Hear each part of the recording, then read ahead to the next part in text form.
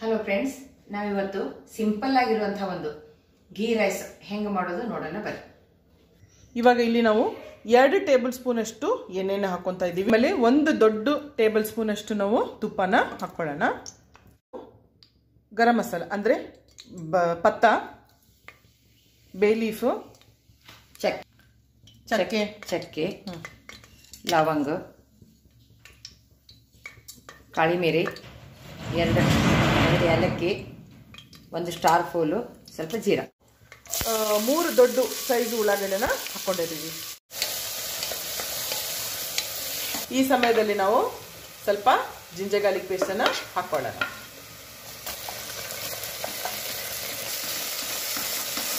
ಹೆಚ್ಚಿಟ್ಟಂತಹ ಹಸಿಮೆಣಸಿನಕಾಯಿ, ಕೊತ್ತಂಬರಿ, ಪುದೀನ ಹಾಕಿ ಸ್ವಲ್ಪ ಫ್ರೈ ಮಾಡಿ.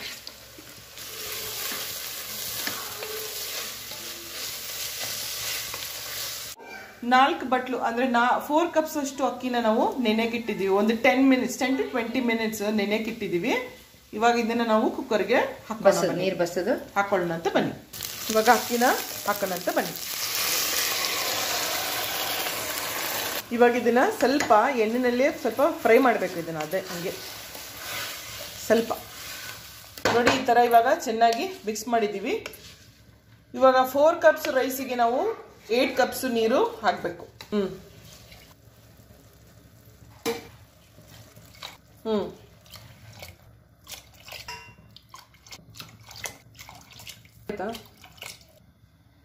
ರುಚಿಗೆ ತಕ್ಕಂಗೆ ಉಪ್ಪನ್ನ ಹಾಕಿ ನಾವು ಇದನ್ನ ತಿರುಗಿಸೋಣ ಅಂತ.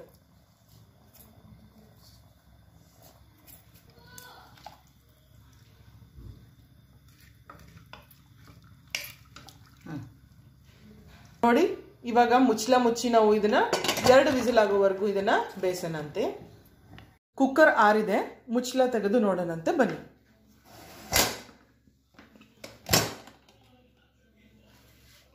ವಾವ್, ನೋಡಿ ಇವಾಗ ಇದನ್ನ ಸ್ವಲ್ಪ ಲೈಟ್ ಆಗಿ ಮಿಕ್ಸ್ ಮಾಡ್ಕೊಳ್ಳೋಣ.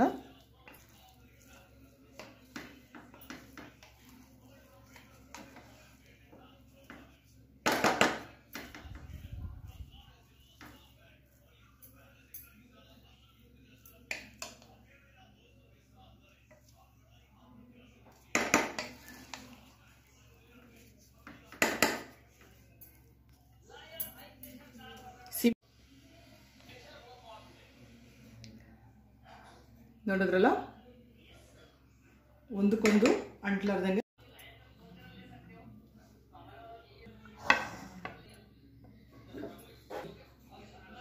ನೋಡಿ, ghee rice, gobi matar gravy, cucumber ಅದರ ಜೊತೆಗೆ.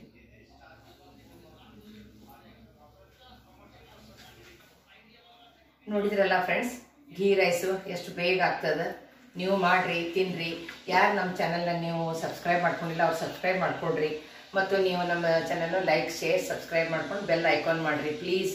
ಮತ್ತು ನೀವು ಈ ಘೀ ರೈಸ್ ಮಾಡಿ ನಿಮ್ಮ ಅದರದ್ದು ರುಚಿಯನ್ನು ನೋಡಿ ನನಗೆ ಅದರದ್ದು ನೀವು ಕಮೆಂಟ್ ಬಾಕ್ಸ್ನಲ್ಲಿ ತಿಳಿಸಿರಿ. Thank you.